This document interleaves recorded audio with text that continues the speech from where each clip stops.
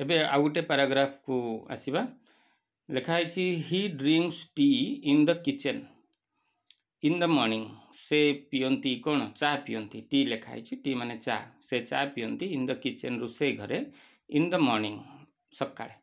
से सकाळे चा पियंती रोसे घरे सी राइट्स नोट्स से लेखंती नोट एट स्कूल स्कूल रे नोट लेखंती इन द आफ्टरनून आफ्टरनून रे बा अपराह्न रे स्कूल रे से नोट लेखंती we read books in the library at noon आमे बही पढ़ू वी रीड बुक्स माने आमे बही पढ़ू इन द लाइब्रेरी लाइब्रेरी रे एट नून मध्याह्न समय रे लाइब्रेरी रे आमे बही पढ़ू the girls sing songs girls माने बालिका माने बा झियो माने सिंग माने कौन गाती सॉन्ग्स गीत इन द क्लास क्लास रे ऑन मंडे मंडे दिन मंडे माने सोमवार दिन क्लास रे झियो माने गीत गाती हरि एंड कृष्णा हरि एवं कृष्ण कौन करती go to the market market को जाती इन द इवनिंग संध्या बेले तेना हरि एवं कृष्णा संध्या बेले मार्केट को जाती बाजार को जाती दे play games at home on Sunday Sunday माने रविवार दिन से माने घरे कौन खेलती गेम खेलती they play games at home on Sundays एबे हमें गुटी गुटी प्रश्नर उत्तर करवा व्हेयर डज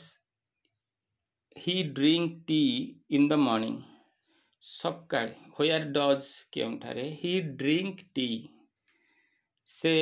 पियंती चा इन द मॉर्निंग सकाळे कोठी से चा पियंती रुसई घरे पढ़िले ना हमें इन द किचन देखि Deoni A B C D भितर कोठी अछि किचन बी रे अछि किचन ताले को उत्तर टी हबो बी बी टी हबो करेक्ट उत्तर एबे हमें जिबा द्वितीय प्रश्न को what do the girls sing in the class what do कौन गर्ल्स माने झियो माने सिंग गाती इन द क्लास क्लास रे कौन गाती सॉन्ग गीत गाती चले ए बी सी डी भितर सी हबो सॉन्ग्स लिखाई सी टी हबो करेक्ट उत्तर एबे जिबा में 3 नंबर प्रश्न when do Hari and Krishna go to the market Hari और कृष्णा मार्केट को केते बेले जानती देख हरि एंड कृष्णा पैराग्राफ रे कौन लिखाई मार्केट को संध्या रे इवनिंग रे जानती तले ए बी सी डी भितर कोठी इवनिंग अछि बाछि दियो ए रे अछि इवनिंग तले ए हबो हमरो करेक्ट उत्तर देखिदबा तापरे चतुर्थ प्रश्न where do we read books at noon where do केउठारे आमे व्हेयर डू वी रीड आमे पढ़ू बुक्स बही पढ़ू एट नून मध्याह्न रे केउठारे आमे बही पढ़ू आमे देखिचंती पैराग्राफ रे कोन लिखा है लाइब्रेरी रे तले देखि दियो एठी लाइब्रेरी कोठी अछि in the park at home in the library C option देखो सी ऑप्शन टी करेक्ट हबो हां उत्तर सी इन द लाइब्रेरी।